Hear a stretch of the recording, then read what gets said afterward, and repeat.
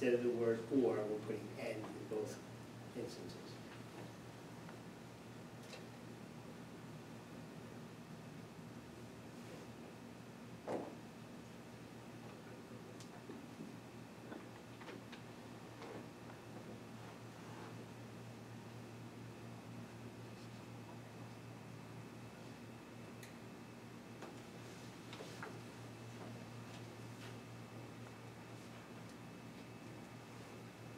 Good. Any questions? I didn't get to all of them. I mean, I still have a couple of other questions. Again, what I just mentioned to Will, under the applicability on B, letter B, all solar energy systems shall be designed, directed, and installed in accordance with applicable codes, regulations, and industry standards as referenced in New York State Uniform Fire Prevention and Building Code, Uniform Code, and New York State Energy Conservation Construction Code, Energy Code, and the Village Code. But we had that, like I said, I haven't been able to find sections of the Uniform Fire Prevention and Building Code specific to solar. We did have last time the I think some of the, if I may, I think some of the Uniform Fire Prevention and Building Code, some of that has to do with the roof mountings, not necessarily solar, but all roof mountings. And that's where I was going with that. It was, where did I see it? That's farther down under the permit section. 175-91 3D B4. It says, in order to ensure firefighter and other first responder safety in accordance with New York State Uniform Fire Prevention and Building Code shall be a minimum perimeter, but it doesn't say what the minimum perimeter is, but the IRC code gives a specific perimeter and size of the roof panels. This is just so when they come in to install roof panels or whatever, they have guidance. They, you know, okay, this has got to be, and what do they say over here? In areas, they give here, each array cannot exceed 150 feet in any direction, and they have a specific thing in that IRC that we talked about last time. Whereas this uniform code or uniform fire prevention just says a minimum. Well, what's the minimum area around the edge? According to the Uniform Fire Prevention and Building Code. And under sub 40, it just says a minimum in perimeter. What is it? Is it a foot? Is it 3 foot? 5 foot?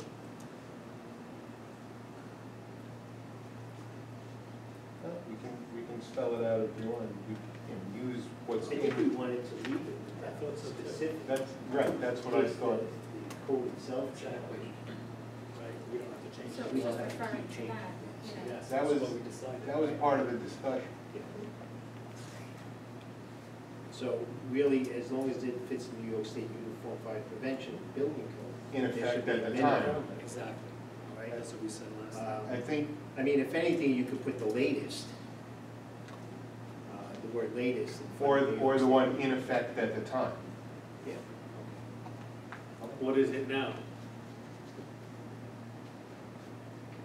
What is it now, but under the Uniform Fire Prevention and Building Code? They're currently talking 2 feet. I don't know if they Is that what it finalized. says, or is that what they're That's talking? what they're talking about. They were planning to adopt it very shortly, so I don't know if that number is gonna change. Right now, it's 2 feet. That's why for that, Yeah. But it's that- change. but- Because they Otherwise, can, we gotta change the law. yeah, we don't have, so. Your village code will overrule your state code. But bear in mind that if Now- you put it in there for 2 feet, and the state now says 5 feet, I'm enforcing 2 feet. I thought the state would supersede village. Your village code will overrule. That's why you should have done and I forget the section of the code. New York State says you need a building permit for a swing set. When we adopted, when Jeff was here, you overruled that you don't need a permit for a swing set. You didn't adopt sheds, but like most of your municipalities, supersede the state. You don't need a permit if it's 144 square feet or less. And in most laws, I agree with you. In any state law, the VTL or penal law, we could be more stringent. Correct. Right, we could be. But in this solar world, it says in the event any of the standards in this subdivision, D4, under permit required, are more stringent than the New York State Uniform Fire Prevention and Building Code, they shall be deemed to be installation guidelines, and only the standards of the state code shall apply. And it also says that you have to go and get approval from them From the state, to be more stringent, yeah, from the code. you would get a variance from the state. You have to put in you have to apply to the state and explain why the code's more restrictive than the state standard. Correct. Yeah, and you have to get approved. Which Right. is what, right, which in this case, I believe, like we said before, the discussion was we didn't want to amend the code every time. Right. So we can certainly add here to make it read in number 4, in order to ensure firefighter and other first responder safety in accordance with New York State Uniform Fire Prevention and Building Code, in effect at the time of the application. That's what I would add there. So, the most current one, essentially. That was in Article 18 of the executive law with the fire code. Says, MRLS, more restrictive local standards. With more restrictive local standards, you must notify the code council Right, and petition for approval. right.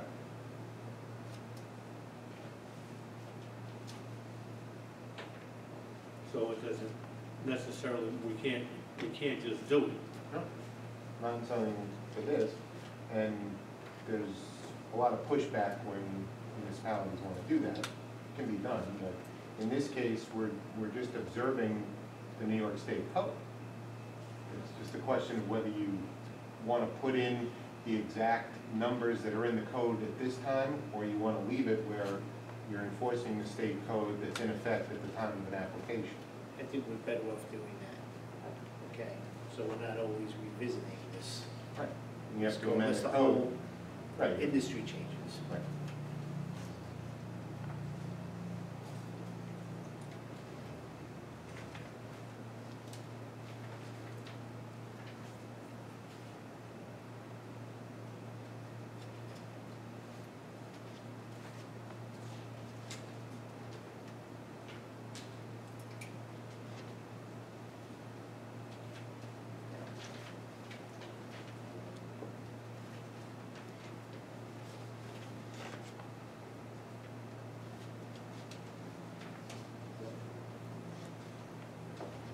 On the safety issue, we went to 3 months. You know that. If the system has not been operated for a period of 3 months.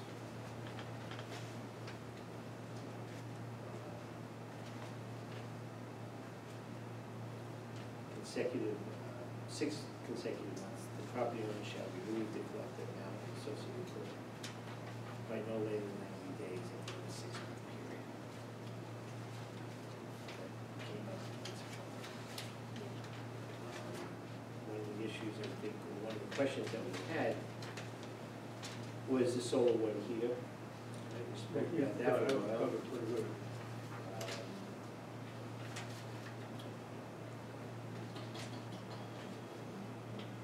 We put in the exemption for Yep. pool heaters.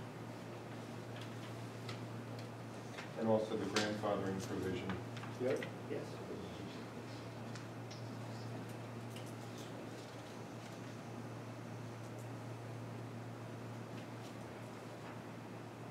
That was another thing, yeah.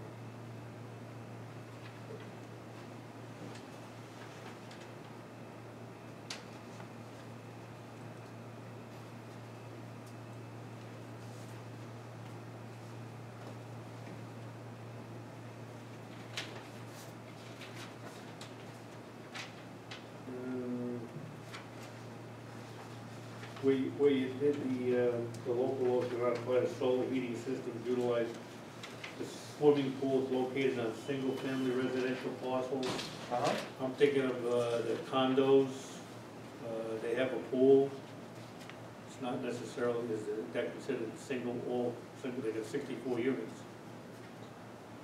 Are you looking, do you want to exempt them from getting a Well, what permit because, I mean, if they put in a solar heater for the pool, it says single-family right, that's, residential, so that's not considered single-family? no, that's, are you looking to exempt them as well from getting a permit for I that? think it was the only, Well, theirs would be a lot larger. That's why I thought about, Theirs would be a lot I larger. thought about multifamily, like a pool, like for multi-family use. That's why I had the single. If you want to expand that a little bit, that's up to the board. Question becomes whether they should be getting a permit, especially with respect to location, because you have common areas in a condo situation, so the village may want to have a say in where the heating system might go. That's up to you guys.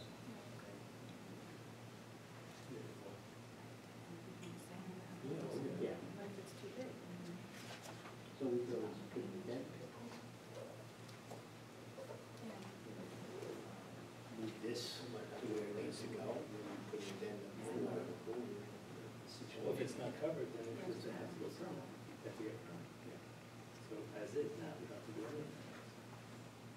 Because it's not covered. They would have to get a permit.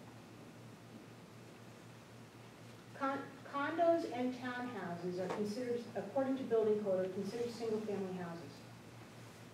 Your multifamily are your two-family, where you have 3 meters, electric meters.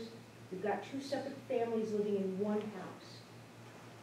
So your condos, your townhouses are single-family.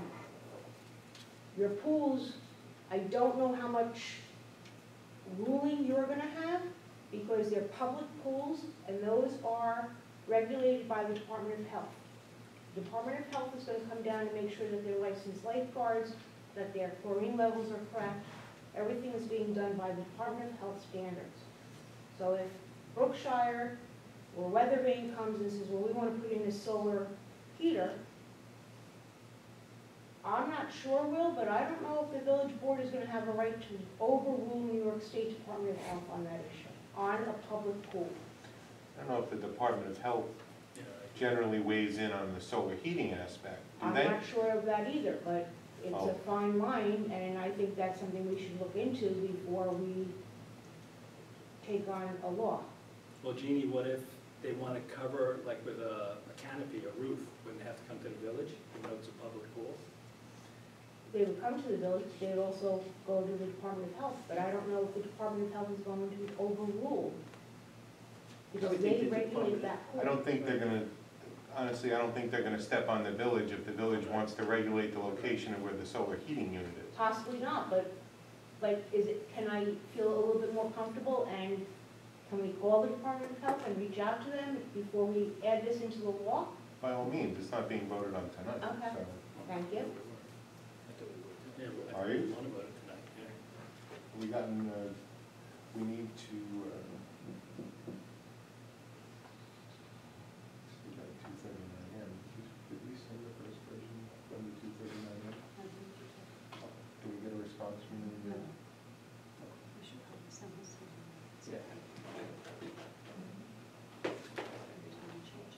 Yeah, I mean, I think we should, send this version to the county anyway with the EAF. We could probably get a response out of them in the next 10 days or so.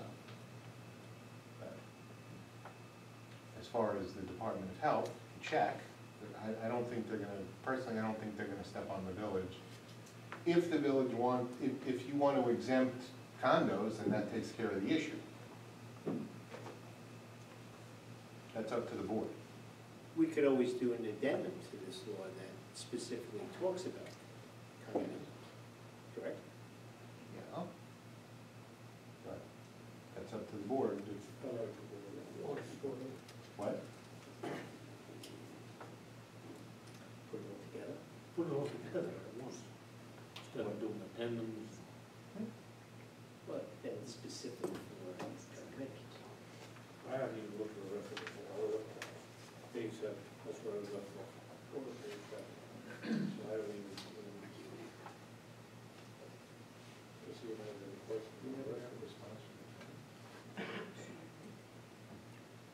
Ken, did you get a response, did you see a response from the county when it was referred, the first version? I did not. 'Cause we still would need a response from the county, and we can send them the updated one tomorrow. Anyway, under 239M.